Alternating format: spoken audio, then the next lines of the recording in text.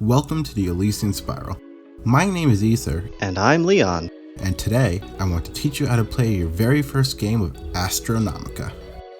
Astronomica is a galaxy-spanning trading card game where different alien races and factions fight for galactic supremacy. Build your own custom deck, take up a faction, and challenge your friends with hundreds of cards. In Astronomica, each player starts with 6 life, and to win, you simply need to reduce either your opponent's life or their deck size to 0. Let's get into it right now. First things first, you need a deck.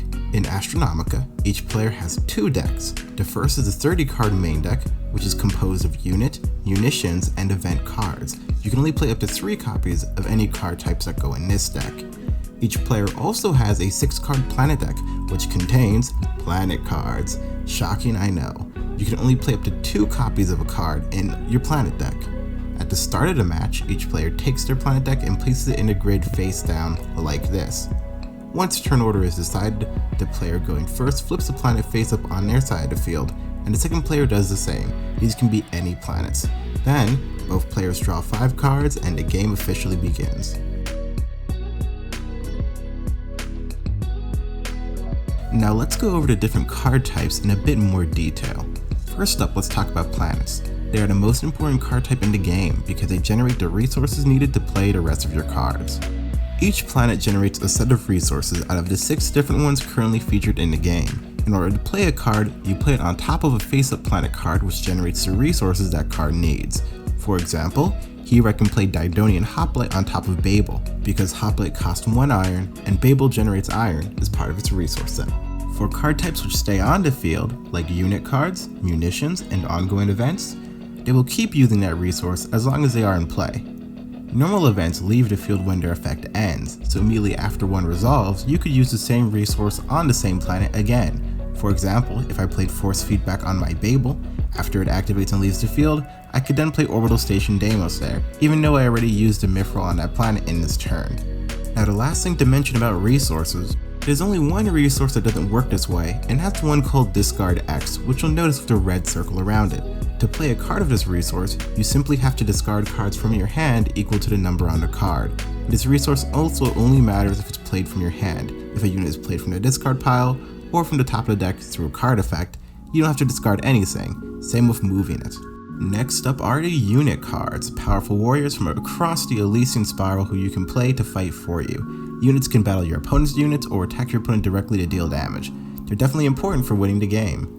Here on the unit card, you'll see the attack stat, which is often shortened to ATK in card effects. The name of the unit goes here at the top, and this corner shows their faction. Down at the bottom, you'll see the cost of the unit, which we already went over, the unit's type, its effect, along with the card number and rarity, the collector's information. Now events are powerful cards with strong effects. They can obliterate your opponent's field, power up your own warriors, or even draw you more cards to continue your plays. Normal events activate an effect when played, and then are sent to the discard pile so you can play more, as we went over earlier. They have a similar layout to units, only missing an attack stat.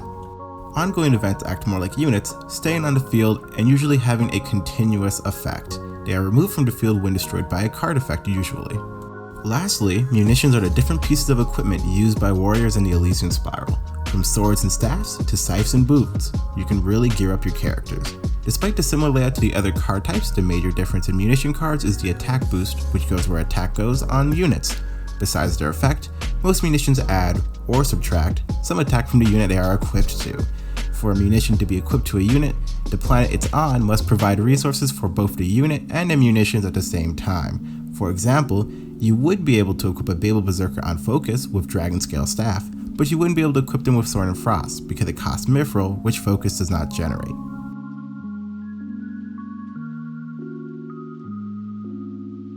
Now that we've gone over how cards work, let's go over the different parts of a turn. Turns in Astronomica are pretty freeform. The only thing you must do in order is drawing a card at the start of your turn. If it's the very first turn of the game and you're going first, you do not draw a card. After that, there are several actions you can take in a turn. First, you can reveal a face-down planet card by discarding a card in your hand. This is called exploring, and it can only be done once per turn. Next, you can play any amount of units, events, and munition cards as long as you have the resources to do so.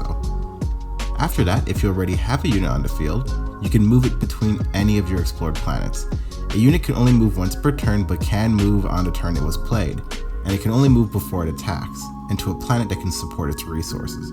If a unit has munitions equipped to it, you also have to be able to take the munitions with it. Lastly, units which have been on the field already for a turn can attack, and they attack in a column. If a unit was played this turn, unless their effect says otherwise, they cannot attack. Battling is very simple. When 2 units battle, the unit with the larger attack wins and the loser is destroyed and sent to the discard pile. In the case of a tie, both units are destroyed. If your unit is attacking in a column with no enemy units, it can attack directly. When a unit attacks directly, they deal 1 damage, no matter their attack stat. Some cards, however, like Ephemeral Breaker, can deal 2 damage due to their effect. And remember, each player only has 6 life, so if you get them down to 0, you win the game.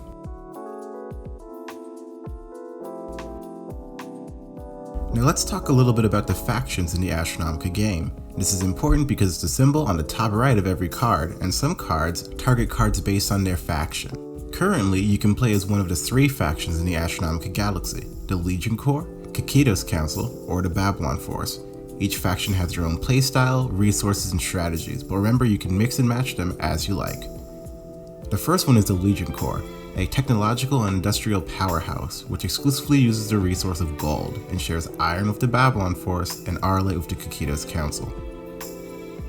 The second is the Kakito's Council, a group of nations focused on magical powers and bend the world to their will. They exclusively use the resource of runestone and share Mithril with the Babylon Force and Arlite with the Legion Corps. And lastly, the Babylon Force is a military behemoth led by living gods that exclusively use Fire Scale and share Mithril with the Kakito's Council and Iron with the Legion Corps. Here's a diagram that shows each of the factions' relations more directly. You should build your deck based on the resources you want, and this can help you figure out what cards could maybe go into it. Now, I've said there's only 3 that you can currently play as in the Astronomica universe, but the world is filled with deep history and different factions, and who knows what's going to come in future sets. Keep an eye open. Congrats on making it this far.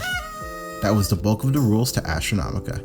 In case you need more to visualize the gameplay, I have a playlist of battle videos where I narrate what's happening, and that can help you learn even better. It'll be linked at the end and in the description below, so check it out when you need it. Now let's answer a few questions you might have based on different games you've played before. One I commonly get asked is what happens when a unit's attack reaches 0. It's not destroyed, and it could still deal damage if it attacks directly. It's just that its attack is now at 0. Units in the front row of a column must be destroyed first when battling, before you can battle units in the back row of a column. However, when attacking, the position doesn't matter. You can attack with the front one or the back one in any order. On the very first turn of the game, units which can attack the turn they're played cannot attack. Now let's wrap up this video with a short summary of what you've learned so far. Astronomica is a 2-player TCG where the goal is to reduce the opponent's life or deck size to 0. Each player has a 30-card main deck and a 6-card planet deck, which is shuffled and placed into a grid at the start of the game. There are 4 major card types in the game: units, which you battle with, events, which have powerful effects, munitions, which boost your units, and planets, which provide the resources you need to play all other cards. Cards are played on planets, which generate resources matching their cost. Cards which stay on the field continuously use these resources, while events let you use the resources again right after they resolve. In a turn, you can explore, discarding a card to flip up a face-down planet you control in order to use its resources. You can play cards, or you can battle with units that have already been on the field for a turn. Units attack in a column. In a battle, the unit with the higher attack stat wins, and if they have the same attack, both are destroyed and sent to the discard pile. When attacking directly, units deal 1 damage unless they say otherwise. I hope this video has taught you everything you need to become a master player. Astronomica is a game filled with depth and strategy, so don't be afraid to ask any questions in the comment section below if you're confused. If you liked what you saw, then be sure to like the video and subscribe to keep up with all things Astronomica. And, as always, stay wavy.